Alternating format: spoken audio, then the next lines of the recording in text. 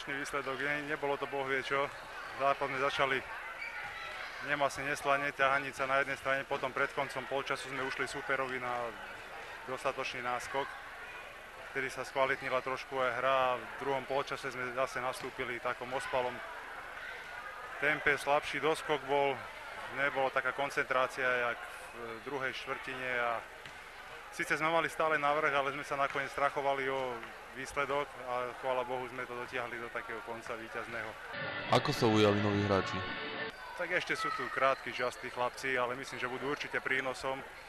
Rišo Urland je mladý, perspektívny chalan, poznáme ho, my už západli, on nemusí zapadať, on je skôr taký, že ho poznáme, kam on zapadne rýchlo a Mike Bernard je hráč, ktorý je veľký profík a ten určite bude prínosom a zapadne do kolektívu 100%. Je dobrá povaha a není zatiaľ problémový.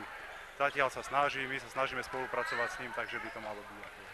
Hralo sa mi dobre, chalani super, dodržovali systémy, ja som mal trošku zviazané ruky na to, že to bol prvý zápas, ale hralo sa dobre. Tým, dobrý coach, vie čo robí, tréningy sú tiež vynikajúce. Musíme ale vyhrať nejaké zápasy vonku, keď chceme uhrať dobré výsledky, hlavne do postup do play-off a nestačí vyhrávať doma, ale jak hovorím, aj vonku. Osobne hodnotí najvyššie určite ten postup do play-off a uhrať čo najlepší výsledok, keď sa podarí tak medailový. Aký je podľa vás rozdiel v hre súčasného klubu s tým predchádzajúcim?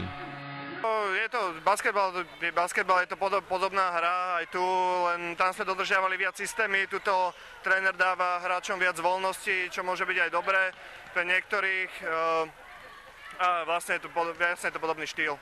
Všetci hrali výborne dneska, ťažko povedať, od rozhrávača Tadeja cez nového Bernarda, tiež Jopo, určite aj Denis Roman, Peťo Seman zahral výborne, takisto Rišo Klein, že všetci hrali super, čo prišli na ihrisko.